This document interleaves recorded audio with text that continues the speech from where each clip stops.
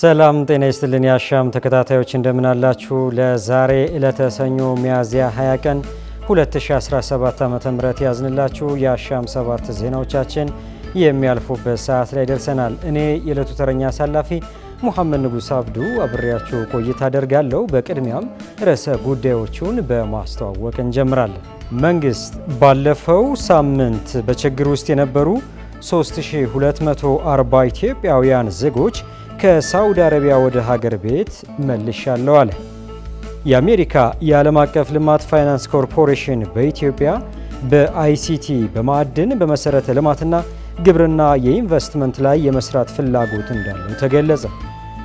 በቤንሻንጉል ጉሙዝ ክልል የሚገኙ ቴክኒክና ሙያ ኮሌጆች ችግር ፈቺና የተሻሻሉ ቴክኖሎጂዎችን በማውጣት ተወዳዳሪነትን ማሳደግ እንዳለባቸው የክልሉ ስራና ክህሎት ቢሮ ገለጸ።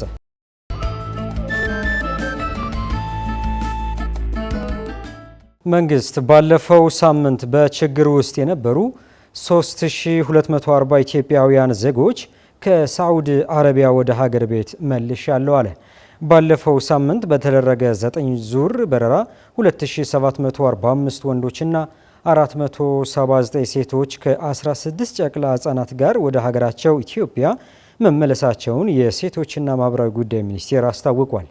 ከተመላሾች መካከል 210 የሚያክሉት ወጣቶች ዕድሜያቸው ከ18 ዓመት በታች መሆናቸውን የሴቶችና ማህበራዊ ጉዳይ ሚኒስቴር መረጃ ያመላክታል።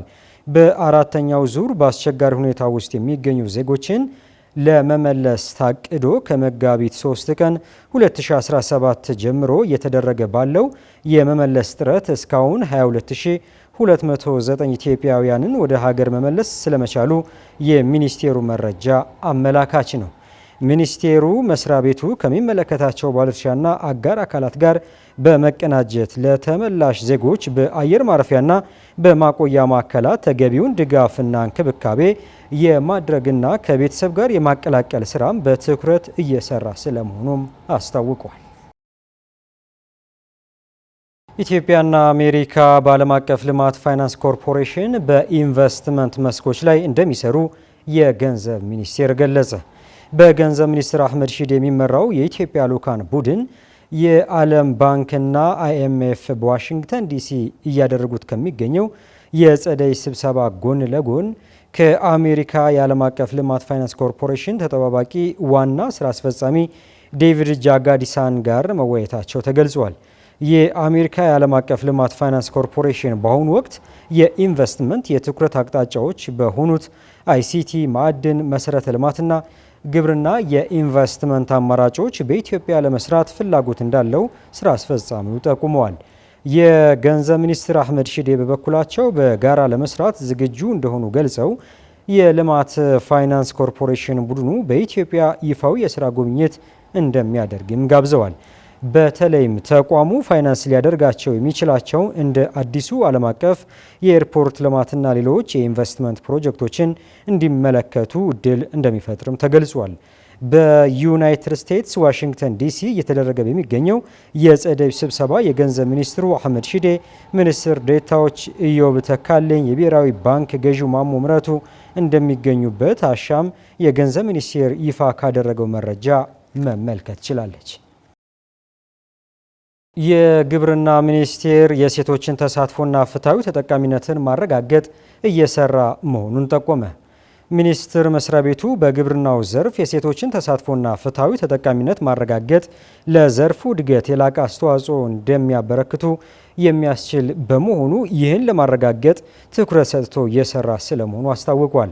በግብርና ሚኒስቴር የሴቶችና ማህበራዊ ጉዳይ አካቶ ትግበራ ስራ አስፈጻሚ ከዊጎ ፕሮጀክት ጋር በመተባበር በሕዝብ ተወካዮች ምክር ቤት የግብርና ቋሚ ኮሚቴ አባላት ጋር የሴቶችን ፍትሐዊነት ተጠቃሚነትና ተሳትፎ ለማስፋት የሚያስችል የውይይት መድረክ በአዳማ ከተማ አካሂዷል። በኢፌዴሪ የሕዝብ ተወካዮች ምክር ቤት የግብርና ጉዳዮች ቋሚ ኮሚቴ ሰብሳቢ ሰለሞን ላሌ የሀገሪቱ የአይን ብሌን የሆነው የግብርና ያለ ሴቶች በቂ ተሳትፎ የሚፈልገውን ውጤት ሊያስመዘግብ አይችልም ብለዋል። የሴቶችን ተሳትፎና ፍትሐዊ ተጠቃሚነትን በሚገባ መረጋገጡን ከፋይናንስ አመዳደብ ጋር በተያያዘ ፍትሐዊነቱና ሴቶችን ተጠቃሚ ማድረጉን እንዲሁም የሴቶች ውሳኔ ሰጭነት ላይ ክትትል እንደሚያደርግም ተጠቁሟል። የግብርና ሚኒስትር ዴኤታ ሶፊያ ካሳ በግብርናው ዘርፍ የሴቶች ተሳትፎ ላቅ ያለ ቢሆንም ተጠቃሚነት ላይ ግን እምብዛም መሆኑ ጠቅሰው የሀገራችንን ብልጽግና ለማሳካት የሴቶች ተሳትፎና ፍትሐዊ ተጠቃሚነት መረጋገጥ እንዳለበትና ሴቶች ወደ ግብርናው ዘርፍ በስፋት ገብተው እንዲያለሙ በቴክኖሎጂ በስልጠናና መሰል ድጋፎች ማገዝና ፍትሐዊ ተጠቃሚነታቸውን ማረጋገጥ ያስፈልጋል ብለዋል። የግብርናው ዘርፍ እንደ ሀገር ሴቶች በኢኮኖሚ አቅም የሚፈጥሩበትን ሁኔታ ማመቻቸት እንደሚገባ የገለጹት ሚኒስትሯ የሴቶችን ፍትሐዊ ተጠቃሚነትን ለማሳካት ከፕሮጀክቶች ጋር በቅንጅት እየተሰራ ስለመሆኑ አክለዋል።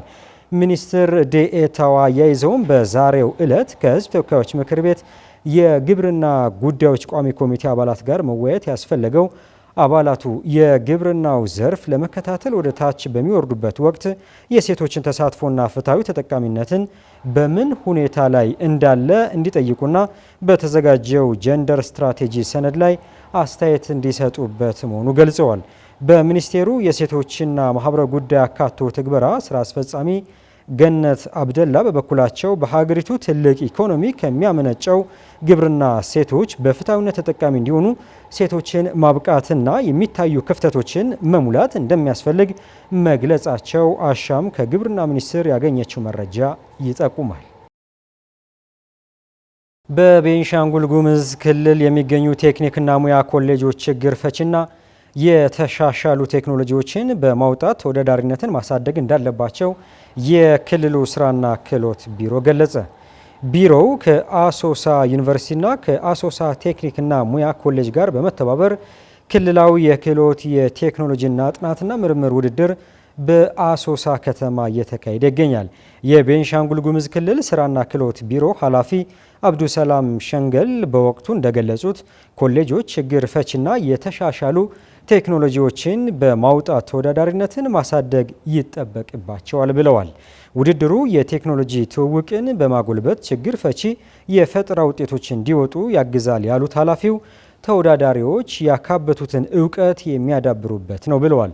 በቤንሻንጉል ጉሙዝ ክልል ስራና ክህሎት ቢሮ የክህሎትና ተቋማት ግንባታ ዘርፍ ምክትል ኃላፊ አህመድ ሙሳ በበኩላቸው የዚህ ውድድር አሸናፊዎች በቀጥታ በሀገር አቀፍ ውድድር ይሳተፋሉ ብለዋል። ውድድሩ ብሩህ አእምሮዎች በቴክኒክ የበቁ ዜጎች በሚል መሪ ሀሳብ ለ5 ተከታታይ ቀናት እንደሚካሄድም ተገልጿል።